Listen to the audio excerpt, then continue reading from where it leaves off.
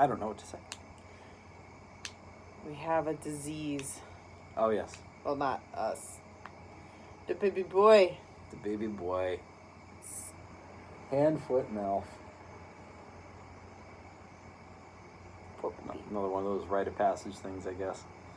It's become the new chicken pox. Kinda, yeah. I don't remember it from when I was a kid. I mean, obviously, it's I've never heard of it. I had never heard of it until the girls got it. Neither had I. I had no idea what it was. You know, and then I got it. So. Many years ago. And now Isaac has it, and that's been fun. I mean, he's been really good about it. He's acted pretty normal. Just, every now and again he remembers that his skin probably feels like it's on fire, and he's like, and then you rub his back, and he's been way more snuggly. Way more snuggly. You know the little stinker, when I had taken him into a room this afternoon, after I got off of work, but when you were still working, took him into our room, and I was laying with him, and I was actually holding the bottle. Oh, really? When he, back when he was really little, and he loved it, and it was really cathartic. I think it reminded us both of when he was really little, and because he just, and then we had to do the Because you had to share. And then at one point, he was holding his bottle, and then he took the bottle out, and he's like, Like, okay. So you have to feed me now. Yeah. I was like, oh, I hope I haven't started a regression thing. Jeez. But no, it was really... It's hard to treat like a baby when your favorite phrase nowadays is no mine. No mine. No mine.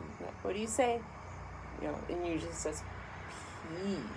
And you say, what do you say? No mine. Mine. Okay. Yeah, no.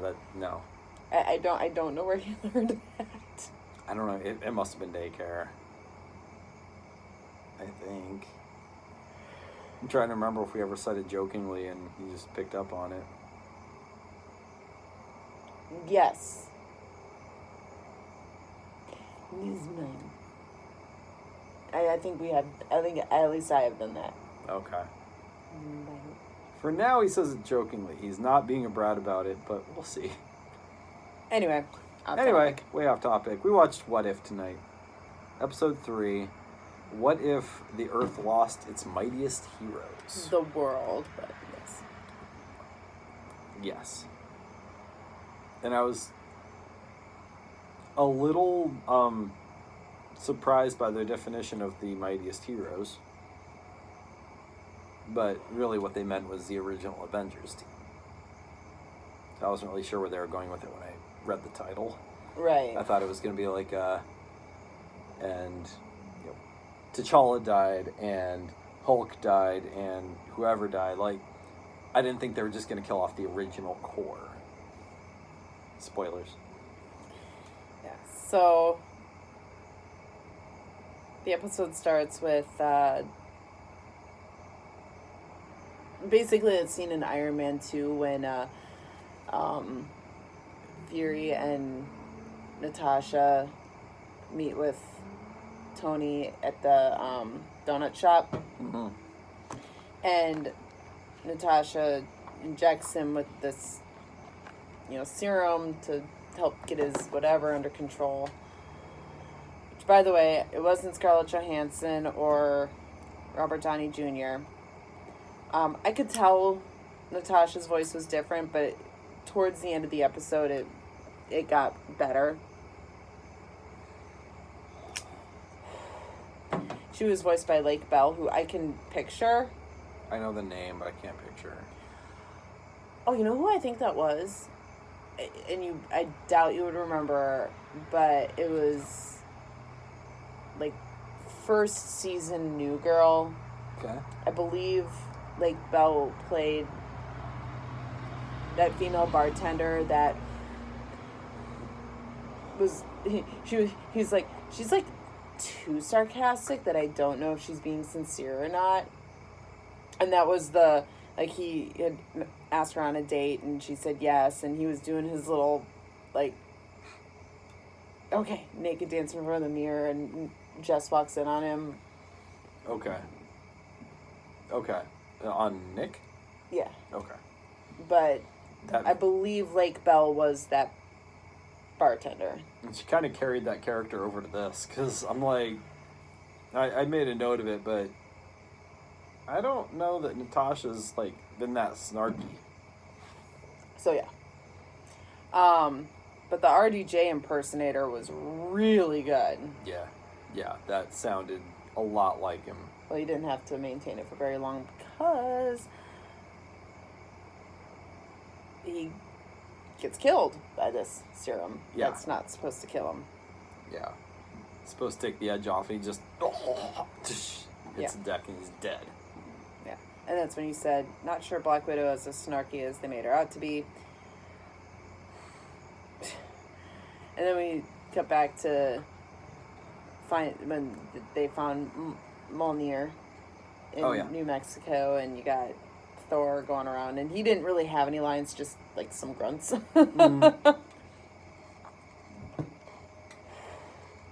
But we had Clark Gregg as Coulson, always a delight. Always a delight. But he's describing what he's seeing, like he's seeing Thor, and he's just like going on about his hair. Oh yeah. He's like totally fanboying over him. Yeah. I also like that a lot of these scenes were actual scenes where this could have happened from the original movies. It wasn't just random, they get hit by a car type shit. It was like, yeah, that time that Natasha injected him, something went wrong. That time that Barton had an arrow trained on Thor, that was the thing. Which is what happened, and then all of a sudden the arrow let loose, and Clint is like, I didn't shoot. I didn't do that. Yeah, which is weird, because, I mean, he did. Like, they show later. But he didn't intentionally. He didn't let go. His finger slipped. And no, he didn't let go. He had the arrow knocked, and then, as we'll find out later, Hank Pym basically knocked his fingers out of the way. Oh, I thought Pym just took the arrow. I mean, so the way you knock an arrow, your fingers are hooked. So whether or not he knocked the fingers out of the way or pushed the arrow, it's still, he had it knocked and the arrow went.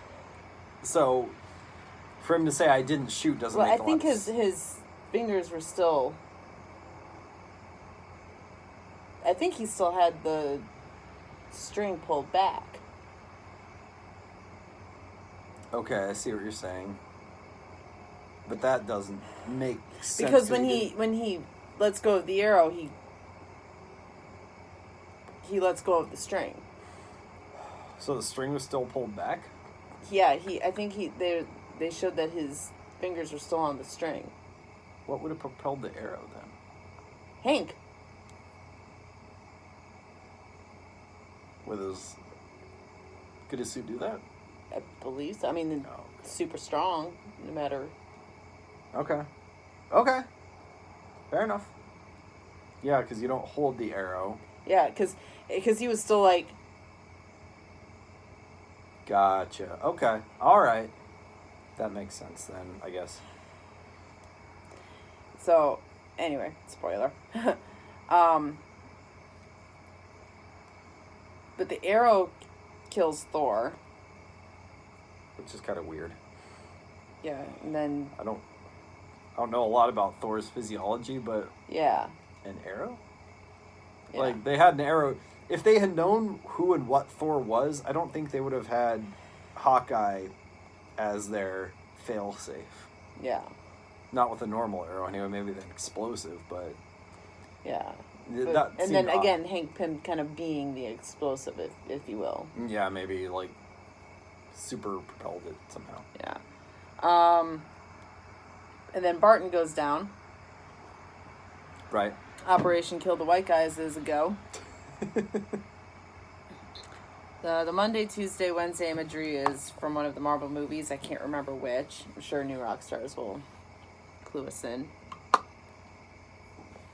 Then you kept getting nice imagery of the Watcher in the background in a couple different scenes at least. Yeah, that was kind of cool, just given the whole narrative and everything. You know, he said early on in the episode that this is an alternate universe / different timeline, which I guess is the same thing at this point, right? So, yeah, he was like, but they all came together in one universe, but this is not that one. So he keeps showing up kind of in the background in the, I don't know, In the sky. In the sky and in the mountains and stuff like that, which is kind of cool that, you know, they're keeping the framing device. I like that. Yeah.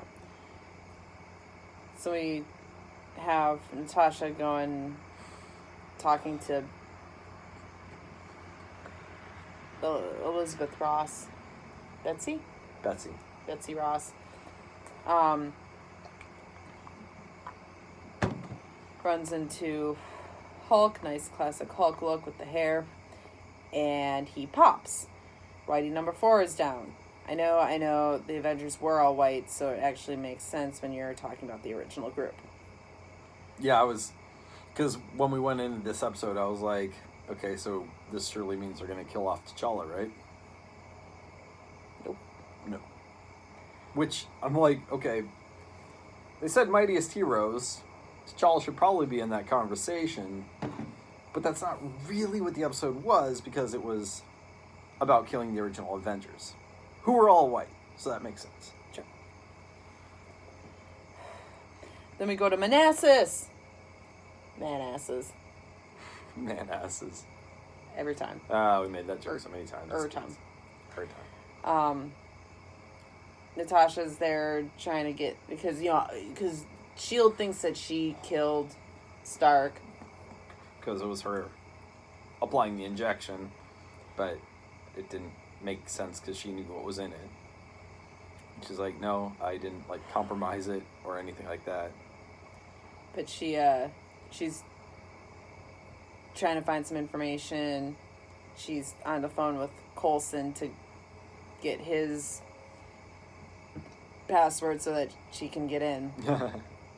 And it's hashtag Steve, heart Steve 0704. I'm like, are they trying to make Coulson gay? He did keep sniffing Thor's hair, but... And he had to think about Steve Rogers, but as a fanboy thing, not as a... It was a fanboy thing. And I'm sure 0704 means something, and New Rockstars will tell us what. Yeah. So Black Widow gets beaten to hell. Side note, I also had an issue as an IT guy with him explaining, or with him giving her his password. Not that he gave her his password, but was there any capitalization? We don't know. Did he capitalize Steve? He didn't tell her, but she got in. Doesn't make any sense. No sense. So she's getting beaten to hell by something, and she's leaving a message for Fury. She's like, hope, it's all about hope. I'm like, oh, Hope Van Dyne.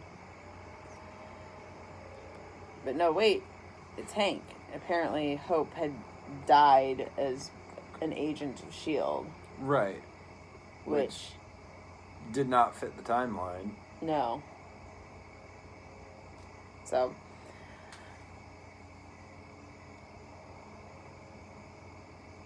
either make a pact with God or a deal with the devil. Oh boy, New Rockstars is gonna have a field day with that one. Yeah, I'm sure we're gonna get a Mephisto reference. Yeah.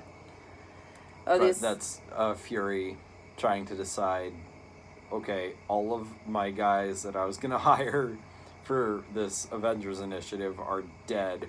What do I do? Well, I guess Loki. Yeah. Because Loki shows up trying to get revenge for Thor's death, which is funny. Yeah. But it makes sense because Odin was still alive, so he would have, Yeah. sent the army. Yeah. And we decide to protect against this army with a bunch of shield agents and SUVs. And it's like, you guys are not an army. I mean, good luck, I guess. So the assassin is Hank Pym. That's kind of fun and interesting. And I was surprised because I didn't remember seeing his name in the opening credits, but it was actually Michael Douglas voicing him. They probably didn't list it because they were hiding it. Yeah, there you go. I will say I did have a little problem with that. The old white guy is the villain now. We saw only white guys die, and the old white guy is the villain. Apparently, well, Black Widow died. Apparently, off so screen. White girl, but Off screen. oh, that's true. But it's like I'm enjoying the show, but they have to do something other than white people fuck things up. white men fuck things up. White men. Yeah, it's getting old. I like Loki using ice power is very appropriate. And then, of course, Loki rises to power. He took advantage and was able to get into power that he was trying to take in the Avengers. So, Right. yeah. So, yeah, because, Fury formed this tedious alliance with Loki to stop Pym, and then Fury afterwards is like, all right, take your prisoner and take your hammer and go. Loki's like, I don't know. Kind of like it here in Midgard. And, yeah, it just rises to power. Oh, by the way, when the army, when the Asgardian army showed up, I liked that little, another little Lord of the Rings reference. Oh, yeah. What did Fury say? No, it was Coulson. I know Coulson's the one that delivered the line. I couldn't remember what the setup was. It was Middle Earth. Right. I couldn't remember what the setup was, though. Like, It was when there's an army here. What do they look like? Do they look like something? No, it's more like Middle Earth. Yeah. So, I don't know. There's some weird Lord of the Rings references in the show.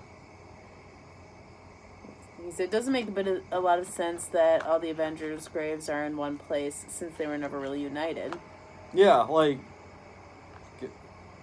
you've got this coffin for Hulk, which he popped, so that has questions, but why is he there? Shouldn't he be, like, with his girlfriend, family, something? Like, these people were not... Or, didn't Loki take Thor's body? Like, what are all these coffins? It was a story device. I know, I'm just saying. They form a new Avengers team, so Fury goes to Captain America in the ice, because it's the Captain America shield, not the Captain Carter shield. Right. And Captain Marvel shows up then. Because there had been a reference earlier when he was Is that trying... paper from the 90s? Yeah, he was trying to decide if he wanted to form an alliance with Loki, and he pulls out his communicator that he had used to communicate with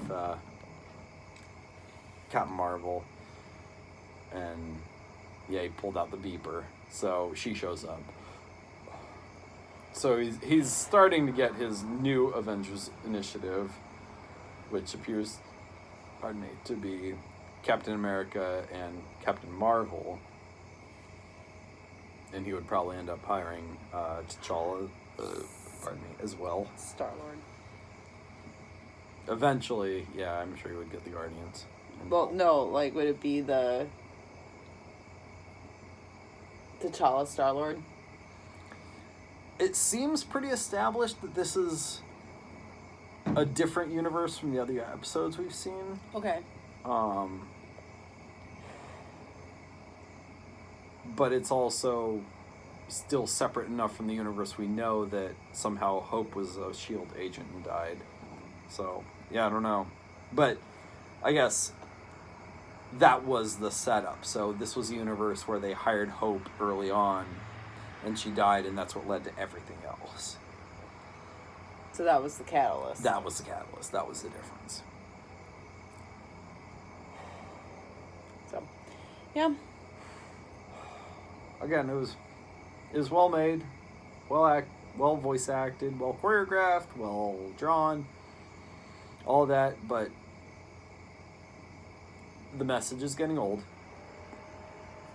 It's becoming a little bit hard to ignore, and I hope they do something to remedy that, because otherwise I'm not gonna be able to stop. I'm not gonna be able to stop seeing it. Yeah. Yeah, I'm getting really tired of this overall white straight males are the only form of criticism, fodder, what have you. Yeah. It's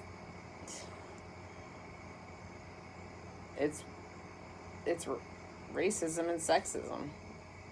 Yeah. But nobody wants to say that because white straight men have been in power for so long, so they deserve it. All white straight men deserve it. Observe my power. Observe my influence over the world. Come at me, bro. Plus, Christians are easy to pick on because we're not supposed to fight back, right? Because charity. So, you have to forgive me.